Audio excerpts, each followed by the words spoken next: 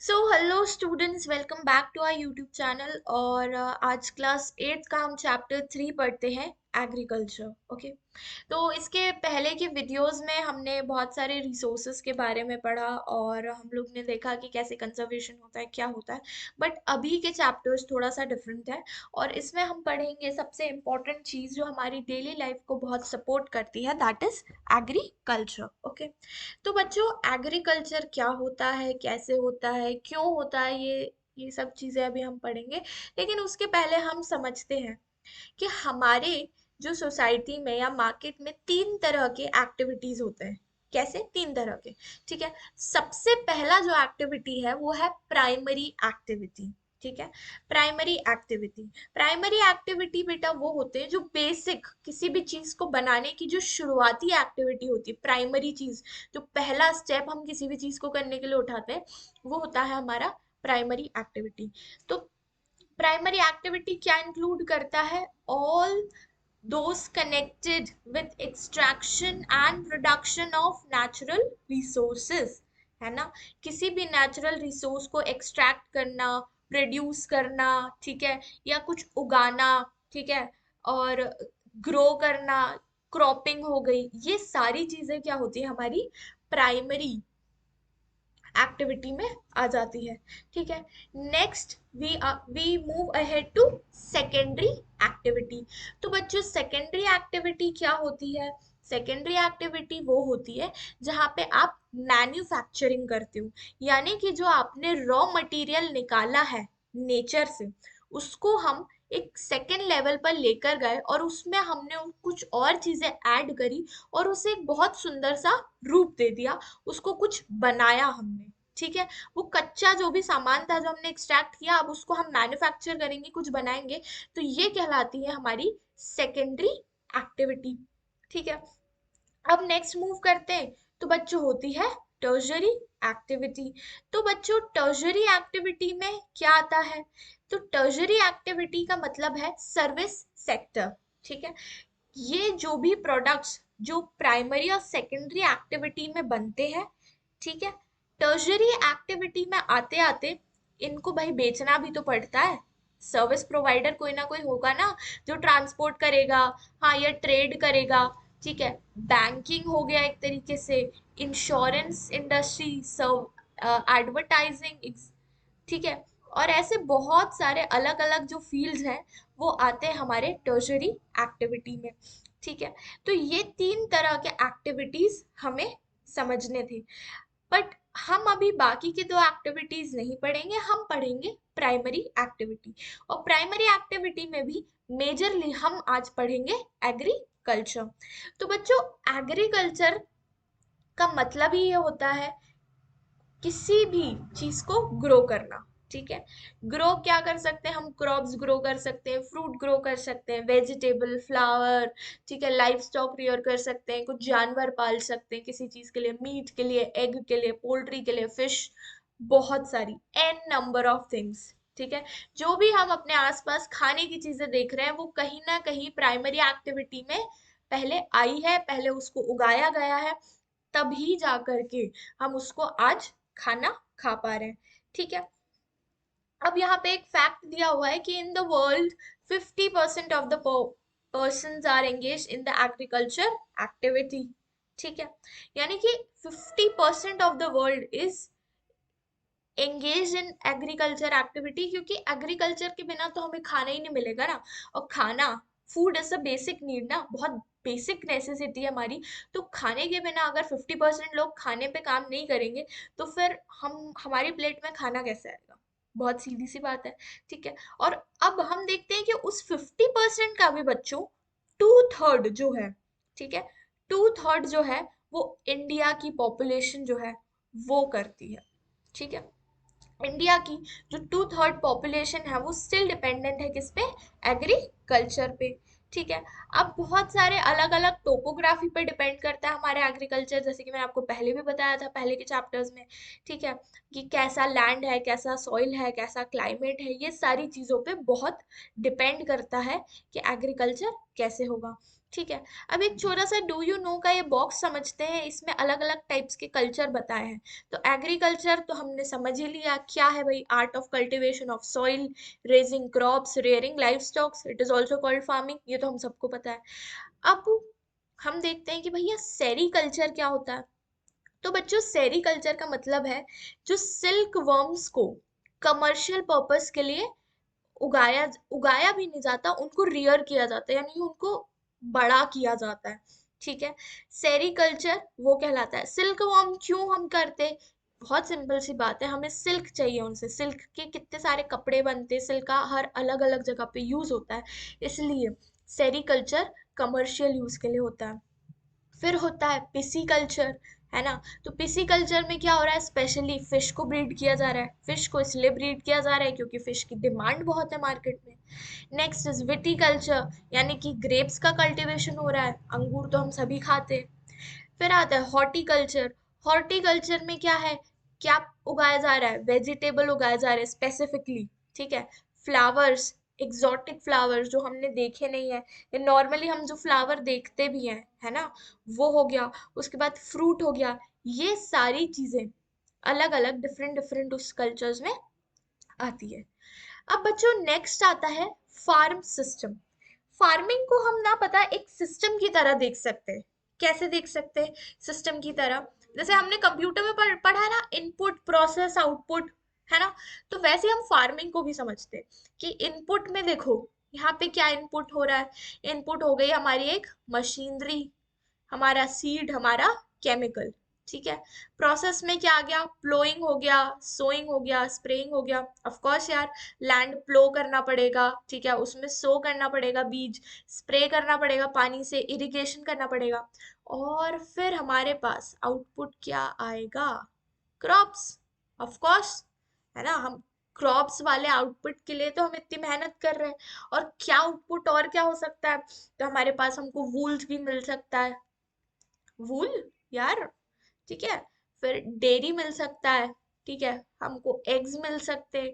ऐसे ही करके बहुत सारी चीजें हमको मिल सकती हैं। एंड इसके थ्रू हम समझते हैं कि भैया फार्मिंग को एक सिस्टम की तरह अगर लें, तो कुछ इनपुट्स हम डालते हैं, फिर कुछ प्रोसेस करते हैं, और फिर हमको मिलता है एक बहुत ही अच्छा सा हमारा डिजायर्ड आउटपुट। ठीक है। इसमें ऐसा कुछ खास था नहीं, आप इसको रीड करेंगे आपको बहुत अच्छे से इजीली समझ आएगा। मूविंग अहेड, तो अब हम समझते हैं भाई टाइप्स ऑफ फार्मिंग। ठीक है। तो अभी हम टाइप्स ऑफ फार्मिंग में सबसे पहले देखते हैं कौन सी, दो टाइप्स ऑफ फार्मिंग है, सबसिस्टेंस फार्मिंग और कमर्शियल फार्मिंग। ठीक है। सबसिस्टेंस फार्मिंग में क्या होता है बच्चों, तो सबसिस्टेंस फार्मिंग में बहुत सिंपल ये होता है कि जो फार्मर होता है, ठीक है, वो सिर्फ अपना और अपने परिवार का पेट भरने लायक ही फार्मिंग करता है। ठीक है। वो किसी घर पे रह रहा है, उसका छोटा सा लैंड है, अब वो उस लैंड पे कुछ उगा रहा है, ठीक है, छोटे से एरिया में। अब वो इतना ही उगा पा रहा है कि वो खुद का और अपनी फैमिली का पेट भर सके। ठीक है। इसको ही हम सबसिस्टेंस फार्मिंग कहेंगे। इंटेंसिव सबसिस्टेंस फार्मिंग में क्या होता है, तो ये एक और इसका टाइप आ जाता है।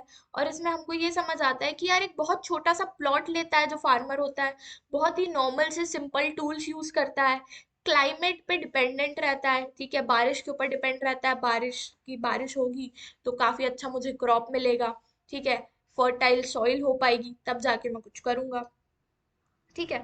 और इंटेंसिव सबसिस्टेंस एग्रीकल्चर का सबसे मेन क्रॉप क्या है बच्चों, राइस है।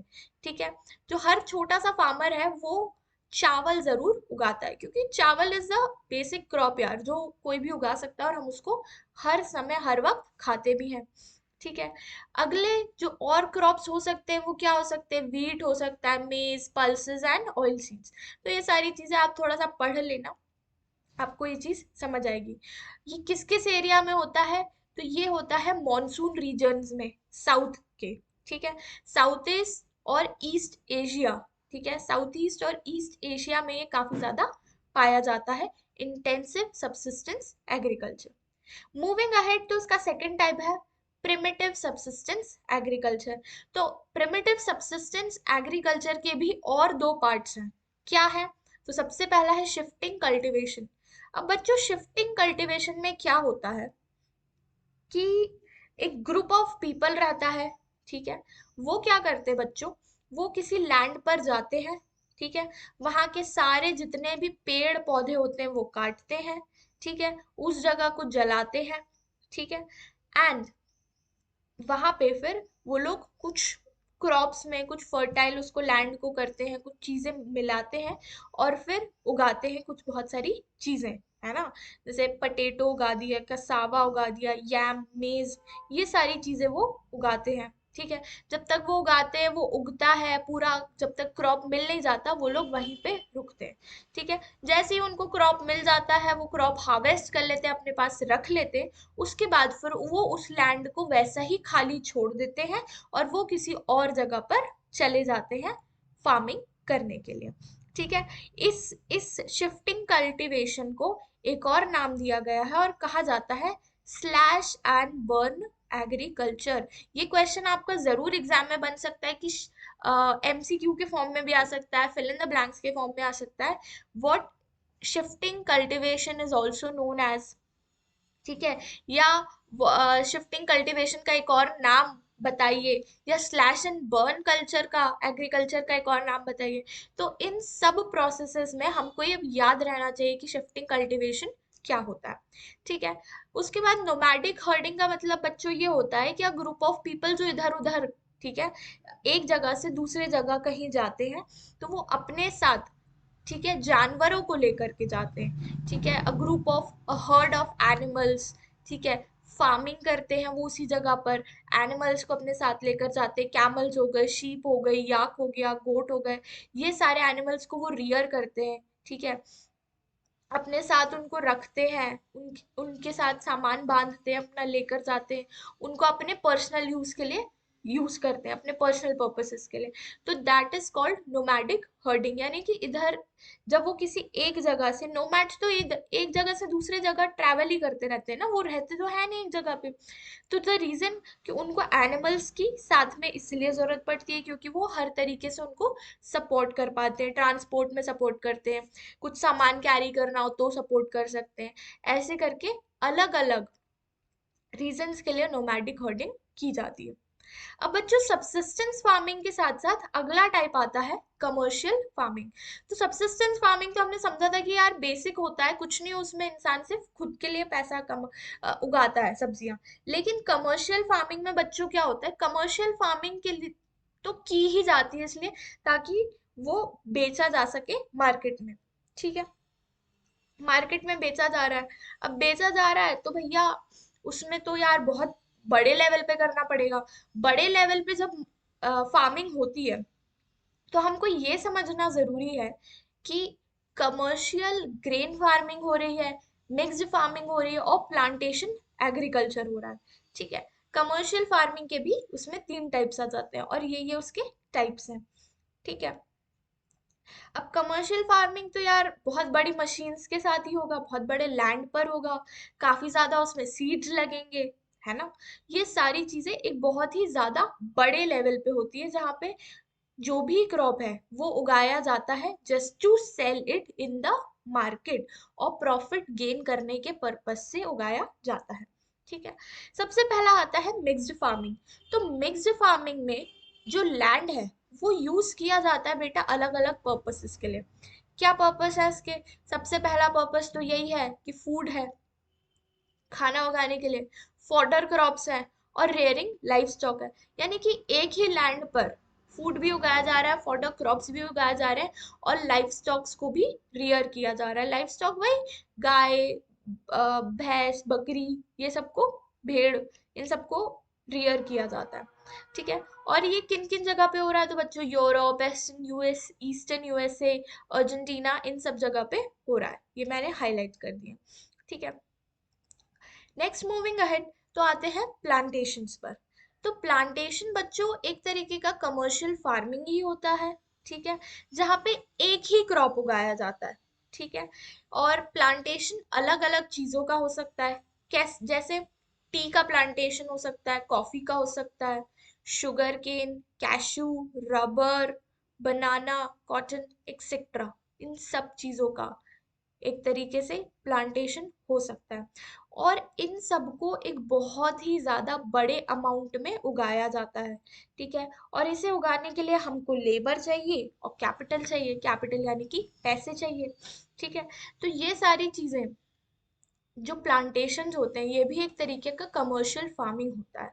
ठीक है, और ये कुछ जगह है, मलेशिया, ठीक है, ब्राजील, इंडिया, श्रीलंका, ये कुछ एग्जांपल्स हैं जहाँ पर ये कमर्शियल फार्म प्लांटेशंस किन किन चीज़ों का होता है यहाँ पे बताया गया। ठीक है, मूविंग अहेड, तो यहाँ पे मेजर क्रॉप्स कौन कौन से हैं। ठीक है, तो बच्चों मेजर क्रॉप्स हम थोड़ा समझ लेते हैं कि इंपॉर्टेंट क्रॉप्स क्या है जो बहुत ज़्यादा हम देखते हैं और जो उगाए जाते हैं।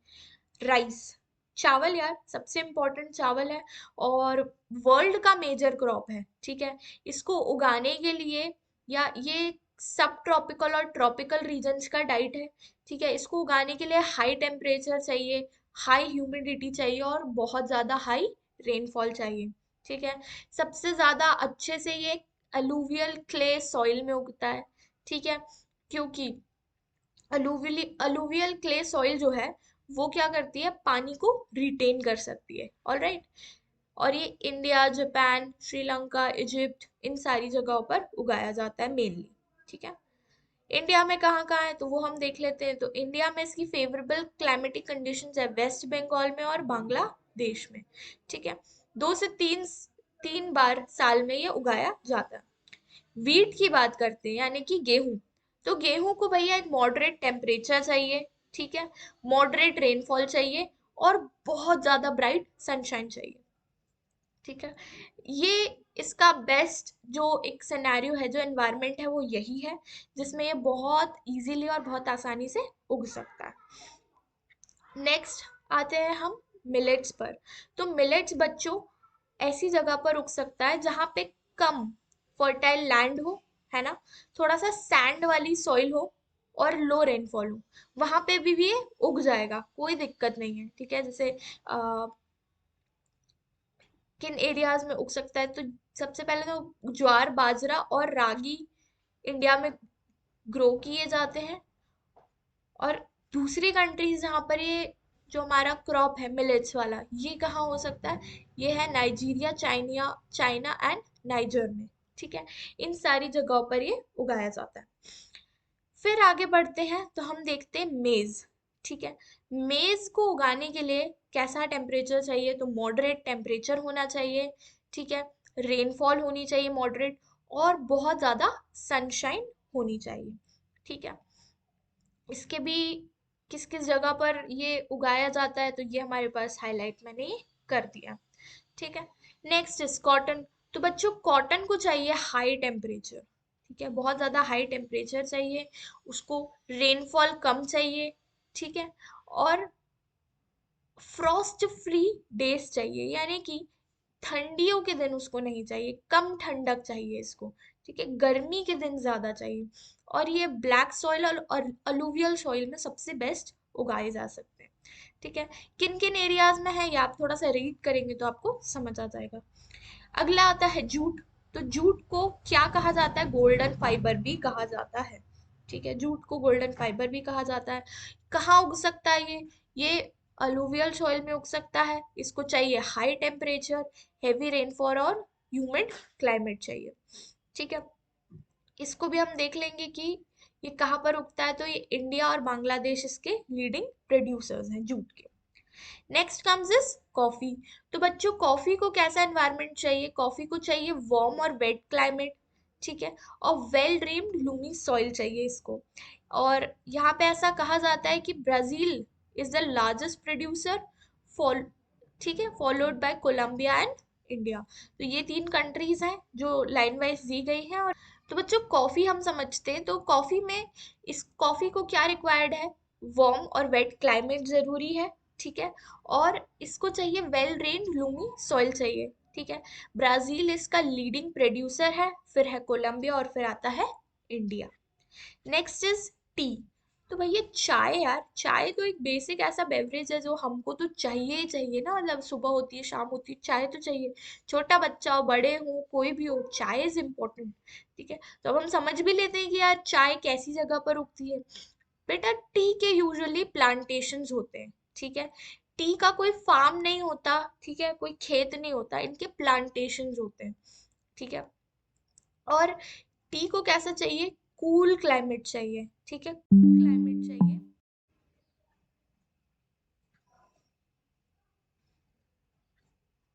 रिपीट।